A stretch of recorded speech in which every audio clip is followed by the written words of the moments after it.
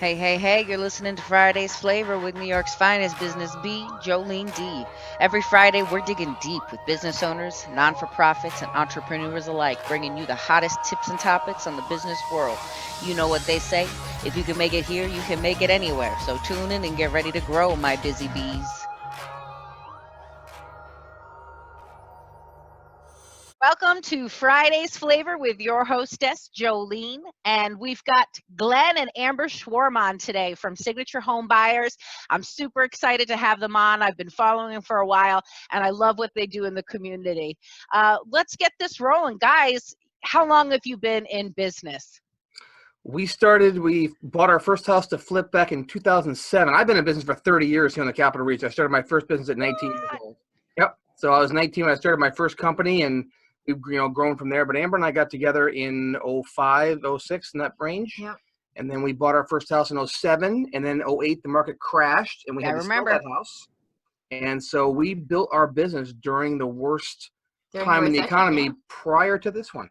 So I love that. That's when I bought my first house. I was one of those people who took advantage of the market at that time and was, thank Lord, I was in the position to do so.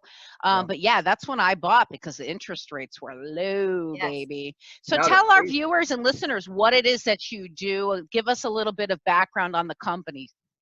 So we actually own 5 different companies all centered around real estate, but yeah, we're busy. So Signature Home Buyers is certainly our foundational company, we call it. That's the company that we'll buy and sell over 100 houses this year, mainly all here in the Capital Region. And we buy homes and sell them off to other investors. We buy homes and flip them and make them beautiful and sell them. We buy homes and sell them off to do-it-yourselfers. And we also have a lot of rental properties, both long and short term around here. So that's one big aspect. That's the main business that we do in real estate investing. And then we have other businesses where we teach people how to do what we do. We do our workshops. You've probably seen infomercials and us on TV for that. So we do that as well. And we've got a local group called Action Investors Network, which is a small business, but that's about 200 members, and about 140 to 150 get together every month and talk about real estate investing and all that stuff. And we were on that meeting. Of course, last month was virtual, but we normally get together. So that we have a lot of rentals in our portfolio and all that kind of stuff. So we're busy. We have a lot, and also Amber's a broker. Yep. So we own a brokerage, and so that's just sort of that was a means to an end. We did so many houses ourselves that it just made sense to open a brokerage to sell them through. Didn't make sense to go through somebody else when you're doing 100 houses a year. So it makes no sense. So that's why we did that. So what would you guys attribute your success to? Determination. Yes. And never giving up. Absolutely. We were really desperate. When we started back in ` we were $80,000 in credit card debt. We were literally sleeping on an air mattress. Yeah. Was it the third house we did? I had $10,000 equity in my car, and I sold my car just to be able to finish the flip.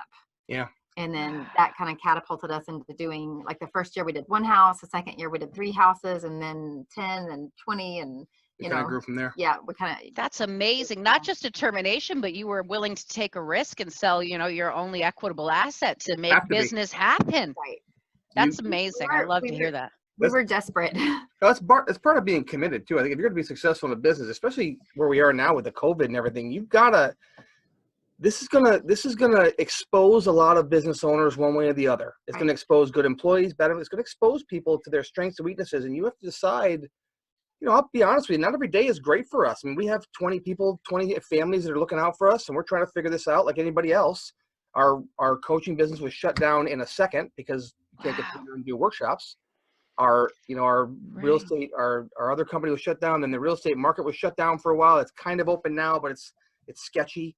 It's so you have to. This is going to expose people for their strengths and weaknesses, and you have to decide if you want to grow through it or if you want to just go in the fetal position, which people want to do sometimes. Or if you want to change through it, because I think what this has done is it's given everybody like a mandatory pause on their life to decide what's really important to them. And I think a lot of things are going to come out of that.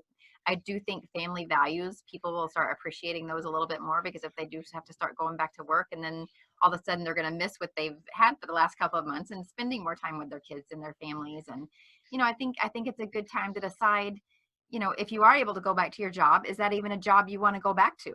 Or do you want a different kind of life? Yeah, this is a good time to make change. A lot of people are are kind of working out of panic mode, but Right. people who decide to take this time to do a little self-inspection, a little chit chat with themselves and go, hey, where are we going after this? What do I really want to do? What do I really want to be?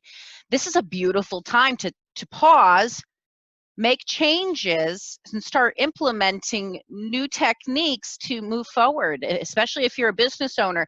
I feel like the businesses that are going to come out of this alive are not just going to come out of this alive, they're going to come out of this better with more tools in their belt. I've seen companies who would never consider doing things on a virtual platform now embracing the virtual platform and making it part of their business. And I think that's going to continue. I know in my industry in telecommunications, before we would always try to set our first appointment face to face, but now I almost wonder if it makes sense for me to set a Zoom meeting for my first meeting, see if they're really a pre-qualified individual, somebody I can really help and do business with before I take that drive out and bother wasting the gas and wasting the time on both of our ends. So I think a lot of businesses will step up and go, there might be another way to do business after this. And has this created changes in how you guys have had to do things, and will it continue to stay changed, do you think? I do. So I think that we are gonna, I said a few weeks ago, one of my podcasts or whatever, I said, look, we're never gonna be the same after this. I don't believe that we're ever gonna be the same. And the longer this goes, the more I know that's a true statement. We're not going to be the same. We're going to remember, and businesses are going to change. Yeah. We are changing. We were already about a 90% virtual model where our team was buying homes over the phone primarily. And now we're starting to sell homes over the phone and over the internet. So we are changing our model, but that'll allow us to be more flexible and grow, honestly. So I think that, I've told a lot of people through this, sometimes your worst day is your best day. You just don't know it yet. And so you'll have to look back. I like little sayings, right? And one of them is, you have to live your life forward, but you can only understand it when you look backwards. You can look back and connect some dots in your life. Wow, if I hadn't lost that job, I never would have met this person. And if I hadn't met this person, I wouldn't have known how to do that business. And I wouldn't have went to that seminar. And wow, and that changed this person. And so you can connect the dots when you look backwards. I think a lot of people will look back, and this will be a big dot in their life, a big puzzle piece to look back and say, if that hadn't happened, because right now, 26 million people have lost their jobs, have been furloughed, and they may not come back. Listen, a lot of businesses are going to shut down. I'm very sad to say that a lot of small businesses and big businesses, Neiman Marcus filed for bankruptcy. So there's a lot of big businesses that are the gap too. You mentioned a minute ago, you asked what has helped in our success. And a big part of that kind of goes along with all of this is our mindset. Glenn and I are huge on how we think, and if we are kind of going down that rabbit hole of fear or depression, or, there's so much fear in the world right now. Oh, yeah. From all angles. There's the fear of the COVID, there's of getting that and getting sick. There's fear of what am I going to do with my job? There's fear of your livelihood. There's so much fear right now. Yeah. Can I feed my kids if I lose all my business? If I lose my money? The financial fear is so prevalent. But where is your mindset? Do you feed that fear, or do you grow? And one thing that Glenn and I have always been big on is having an abundance mentality. There's the scarcity mentality and the abundance mentality. And, we even do workshops right here in the Capital Region, and people have often asked us, why are you teaching your competition? Because we believe there's enough to go around for everybody. Yes. I just said that recently. It's so true. People, I've seen it more recently, that people who go into business or are, let's say, starting a new project, some of them won't support other people who are doing the same thing, because there's this weird fear mentality that if I support them, they may not support me back, or I'm promoting somebody who's in competition with me, and I can't do that. Whereas if you have that abundance mentality, as you call it, and you're thinking, no, there's plenty of business to go around, and we should be banding together and supporting one another and creating a network together and dropping ideas here and there and brainstorming with one another. This success, you'll feel amazing, because you'll feel like you've got friends who are going through the same thing that you are, and B, you'll have innovative ideas from people who have come from a different place than you have. You'll get to see everybody's perspective on that business, and how are you not going to grow when you're doing that? You're guaranteed to grow and flourish in that mindset, and it's exactly that. It's a mindset and it's a choice. I'll tell your listeners too, you know, I think people look at people that are successful and they think, well, they never had bad days. That nothing could be further from the truth. Matter of fact, we probably have more bad days than most people. But what we have figured out is that we are able to manage the fear. So we all have them, but we're able to manage them differently than people that get frozen. You know, if I'm frozen, hopefully it's for a couple minutes or maybe a half a day. I've had some days here and there where it's like the whole couple days, and you know, we're really great. Usually, if one of us is up, the other one's down, and vice versa. You know, not all the time, but I'm saying if one of us is having a bad day, usually one of us is feeling strong. And so that partnership, you know, it's important. We can challenge. We can help challenge each other's thoughts. That's amazing. That's so important. I have that with my spouse as well, who you would never see on a podcast with me. He is we are total opposites. As outgoing and talkative as I am, this man is like a reserved, quiet rock. You're the yin and yang. Yeah, and it's amazing though, because while my down, depressed, like, oh, I'm getting into that funk, I'm going down that rabbit hole of depression and starting to do the, oh, woe is me and what's gonna happen, he pulls me out of that, you know what I mean? And I gotta say, he never does that. He never gets depressed. He never gets low. The man is so steadfast, it makes me sick. Good. That's good. Sick. No, but yeah, it's great because we balance each other out. Though. That's how he deals. That's how he copes. Yeah. He's so steadfast. He's always got a very positive mindset. So I'm really blessed to have him. And so I totally appreciate the relationship that you two have. And this is, you know, clearly a marriage, but you can have that with business partners. I mean, for all the listeners out there who are business owners going, oh man, I wish I had that. Get it. Find somebody who's got that mindset to work with you, and somebody who you can gel with and really, you know, work each other on their bad days and pick each other up on the good ones, or the vice versa. You guys know what I meant. Oh, yeah, no, I know what you meant. Yeah, totally. So we know that the new norm is coming. And nobody really knows what I mean, the new norm is started. I think it's still going to develop. Over the next several months, we're going to watch it kind of morph and change. And if you had one piece of advice to somebody in business right now, either just starting out or who's going through this change right now in business, what would that piece of advice be?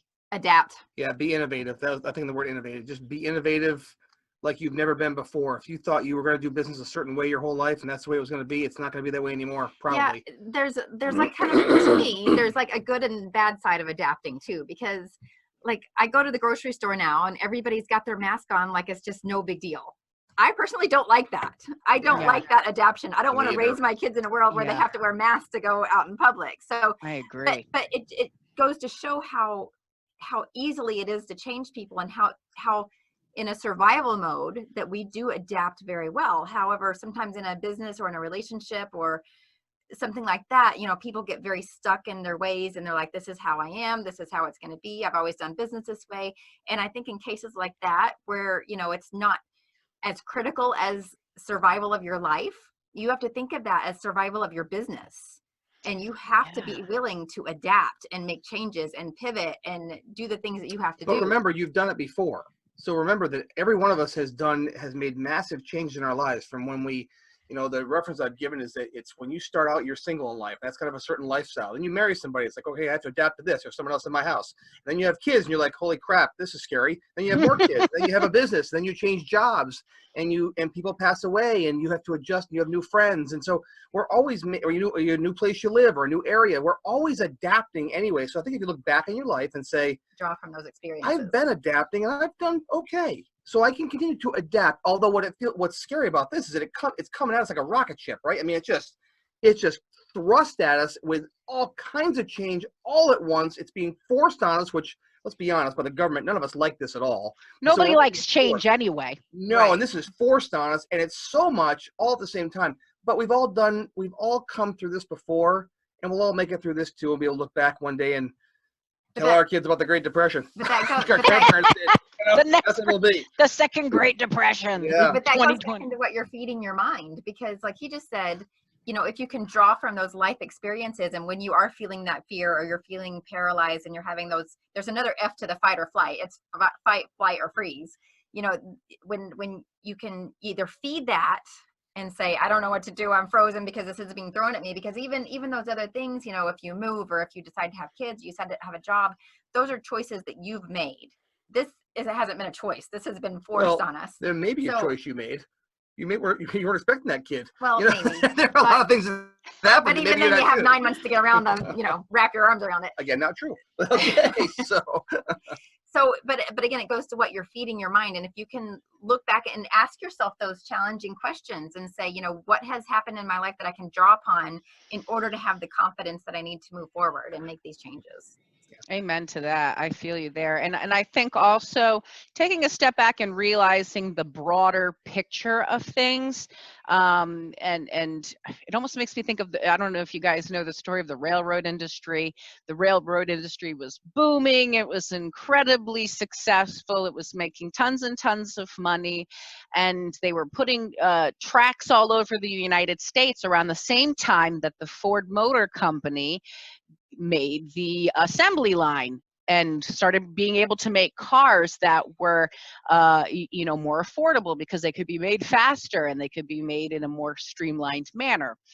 The railroad industry doubled down on railroads instead of realizing that they're not just a railroad company, they're a transportation company. That was the broader picture that they missed. They know we're sticking to railroads, and we all know what happened. You got Amtrak, and that's about it. There's not much going on in the rail industry except for cargo. But they thought they were going to be people transporters forever, and they doubled down on that effort, and they went bankrupt. A lot of railroad companies went bankrupt making cars that were meant to have people in them, and people started buying cars instead. They should have invested in the motor industry. Right. Instead, they doubled down in the wrong area because they didn't see the broader picture, which was, I'm not just a railroad company, I'm a transportation business, and so we've got to innovate and do the new stuff that comes along with that. So I think a lot of businesses will do exactly that. I agree with you both, and that the companies who survive this are going to be the ones who take a step back, look at everything, reassess their approach to their business, what business they're actually in. I mean, I've had to sit here and wrap my mind around, what do I actually do for a living? You know? That's a very good point. What's the business you're actually in? And then the other thing, like sometimes when in the past, when we've gotten stumped at different things, we say, maybe we're asking the wrong questions. Yeah. Yes. So when you start to ask the right questions, get a better answer. To your point with the railroad, look at Blockbuster, look at Kodak, they didn't see the bigger picture of what was coming in the future. And you have to have some foresight and make plans accordingly. Yeah. So I totally agree with your adapt statement, because it's true. A lot of businesses, they refuse to adapt. They're very stuck and set in their ways. And you just can't be that way in business. And you guys have heard of a DISC assessment, I'm sure, of people's personalities. I feel like the strongest businesses are run by those dominant personalities, the dominants and the influencers. You guys have one of each. I haven't done a DISC assessment on you, just for everybody's information out there, but I'll guarantee you Glenn is a D and Amber's an I. I'm a 99D, 99I. Oh my gosh, I'm like opposite. I'm an I with the D, and I can tell that Amber's definitely an I. I'm right in the middle, actually, of pretty much all of them. Yeah. Are you? That's incredible.